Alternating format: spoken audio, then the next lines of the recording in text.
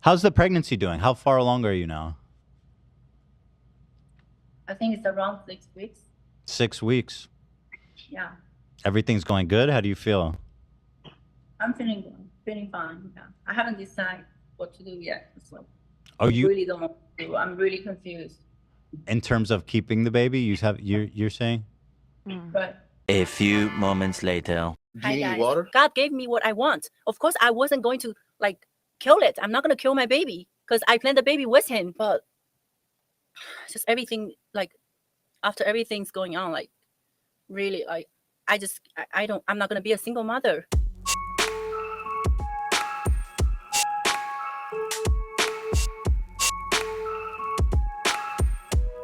Hey guys, welcome back to Liminal Period. It's your girl Chun-Li Shoddy.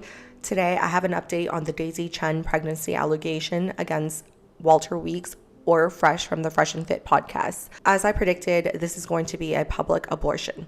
First thing I started thinking about was, well, damn, shit, that's unfortunate. Second thought was, aren't they in Miami?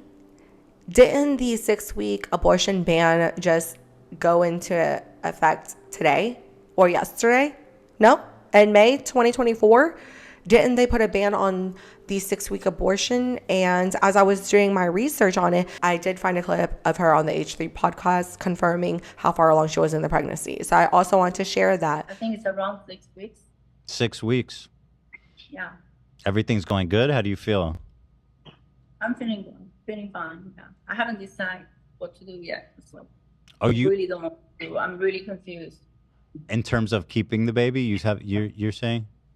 But That particular podcast was published 9 days ago, or give or take a week ago. So in that podcast, she confirmed that she was 6 weeks pregnant. So when she confirmed her decision, that was 3 days ago. So she was at least 7 weeks pregnant, if all of this is true and the allegations are valid. Yeah. So as you guys know, that I've been pregnant since March 1st. I've shown you all the receipt.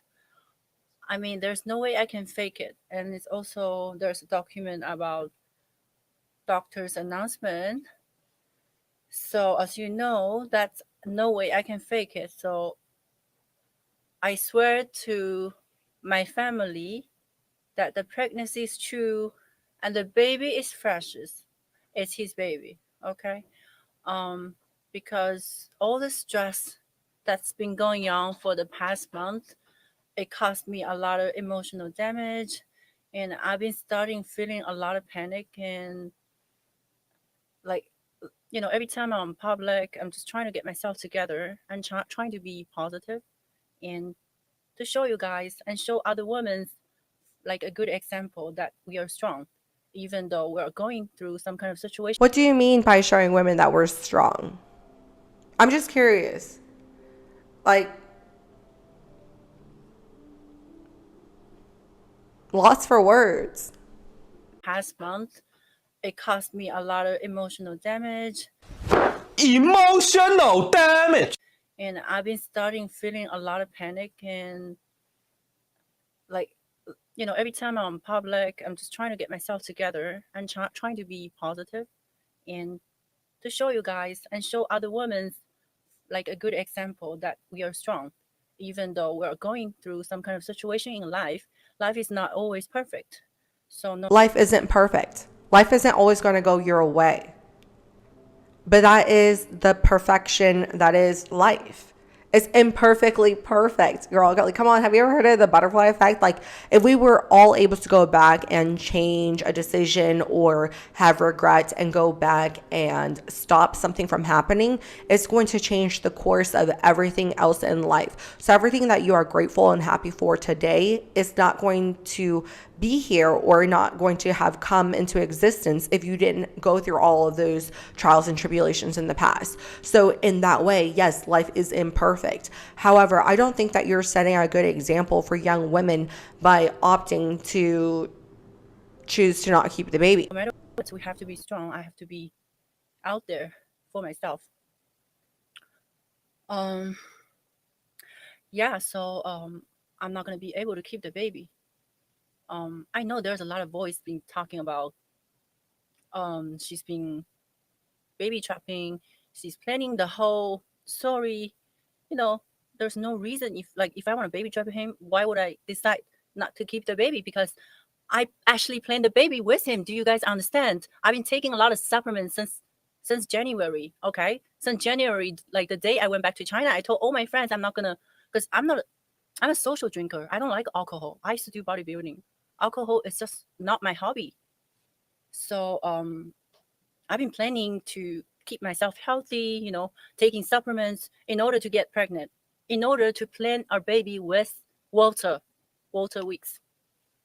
So I actually manifest this baby, and God gave me the baby. So can you imagine? I was very emotional when I had a video call with him, when I had a voice call with him. I was actually very emotional because God actually gave me the baby. God gave me what I want. Of course, I wasn't going to like kill it. I'm not going to kill my baby because I planned the baby with him. But So here comes the but. And whenever someone says the but, myself included, it means that they are about to discount or about to contradict the statement before. So she said, I planned this baby, I manifested this baby, God gave me this baby, but. So let's hear the but. after everything's going on, like really, like I'm not going to be a single mother. I don't want my baby grow up without a father. Even until now, he's not showing up. I asked him to do a DNA test. I asked him to speak You chose out. him. He refused. You chose him. Instead, he's been acting like a fucking child on the show and playing a song like celebrating me being single mother. But you guys, you're not going to get away with this because I'm not going to be a single mother. I'm not letting my child grow up without a father. That's not fair. I grew up in a single family and my mom left us when I was 10. I know how it feels. It's horrible. Because when I was young, like my schoolmates, my like people from school, they've been laughing at me like, why don't you have a mom? You know, it's just very complicated. And I know how it will affect my baby. So she's not keeping the baby because of potential bullying. Daisy and other helicopter parents out there. Unfortunately, bullying exists. It does. Probably not as much as it should, as it used to. But bullying does exist. And if the child is not going to get bullied because you're a single mom, the child is going to get bullied because it's bad at math. It has dyslexia. If it takes after a Walter. There's so many other reasons that the baby could potentially get bullied for, that you being a single parent is just one more thing. Okay, so that should never be a reason why you get an abortion, because you don't want the child to be made fun of. Like you said, you were raised by a single dad. You were raised in a single parent household. Yes, you had to face some bullying, but look at you. Look at you now. Maybe this is not the best place where I paused on the video, but you're a beautiful woman. You're successful, like you said. You have many, many Rolexes. You can travel the world. You're a model. You're Miss Asia. You're Miss China. There's so many things that you have been able to accomplish despite the fact that you're a child of a single parent. I am also a child from a single parent household. My sister, my siblings, we're all children of single parent households. Now, did we have to work a little harder? Sure. Did we face some bullying? Sure, of course. But like I said, I was bullied for a lot of other shit. So I'm happy that my parents decided to keep me. I'm happy that my mom decided against all else to choose to keep me, no matter how expensive I might be. And when I mean expensive, I mean the cost of just raising a child, not me necessarily as an adult. Okay? But I don't know. I feel like it's kind of a lame reason to kill your child when you were talking about your morals, your values, your religion, everything in the past. I'm pregnant. No, but that's what I'm saying. I want the baby because I don't want to kill the baby. I don't want to kill nobody. I don't want to. You're not. They just give you a pill and it's over. No. I'm pregnant. Now, if you were always someone that was a little bit more on the fence about it, then that's another thing. But you were all on the voice recordings, video calls with Walter, talking about how is he going to take responsibility for it. It's against your beliefs. You're not going to kill the child. You're not going to do it. It's murder. So now what? I guess the biggest bully of your child is you. Yeah, I'm not gonna be able to keep the baby. Yeah, that's it. Thank you. So I'm getting worked up once again, as I was when I was putting this video together, when I was watching these videos for the first time. You know, everything she's saying is contradicting what her stance was in the past. However, I realized something. All of these updates, all of these details, all of this extra information is just a distraction because none of it really matters. The conversation is on human life. When does it begin, and who is a part of the decision-making process when deciding to end that human life? And again, I hate to weave everything back into politics, but that's the way society currently operates. Like, that's why you find people on the right talking about abortion, talking about homosexuality, people on the left talking about economic justice is a moral issue. Invading a country that didn't do anything to you is a moral issue. It's kind of inverted now, though. Everything that we do, everything that we talk about, everything that we hear in these spaces, in these communities, whether it is the Breakfast Club, Abbott and Preach, or even the Daily Wire show, it all has to deal with politics because politics has overstepped and infringed so much in our daily lives. And again, I wanted to use the Daisy Chen and Walter Weeks story as just an example. This is an example that many people on the right would probably refer to whenever they are defending pro-life. Abortion should not be used as birth control, and we see it being used as such in this particular case. I'm pro-choice in the sense that you should be able to choose your life path, that you should be able to go to college, that you should be able to have that dream job no matter where you're from. And if abortion is a part of that story, you know, if birth control is a part of that story, if sex education is a part of that story. I don't have a problem Right? with That's what I want to work in as we make this conversation go I don't have a an little bit issue further. with birth I think we control should be at all. talking about birth But abortion control isn't and birth sex control. education Yeah. as well. Abortion isn't birth control. Most people don't use abortion as birth control. Daisy and Walter are not in a place of financial instability. So they don't have these additional financial stressors. They were in a consensual adult sexual relationship. So she wasn't raped. This isn't incest. This isn't a sexual harassment case. She planned this baby. So what are the defenses at this point on why we should allow the abortion? I don't know. And I don't know if there is anyone on the left that can answer that. I don't know if there's any people on the right that can answer that. I don't know. But I think that she is an example of everything that the left is pretending don't exist. The left like to talk about abortion as if it's a medical need, it's a health crisis, it's a racist and systemic issue. However, in this particular case, it's not. It's not. So anyways, I'm going to include some clips and I just wanted to share it with you guys because I think that it should just, and hopefully it gets our mind to just start thinking. So just start jogging. Like, what is human life? You know? And again, I don't think we're going to get to the conclusion of it. However, I want to share my perspective. Abortion should be a man and woman's choice.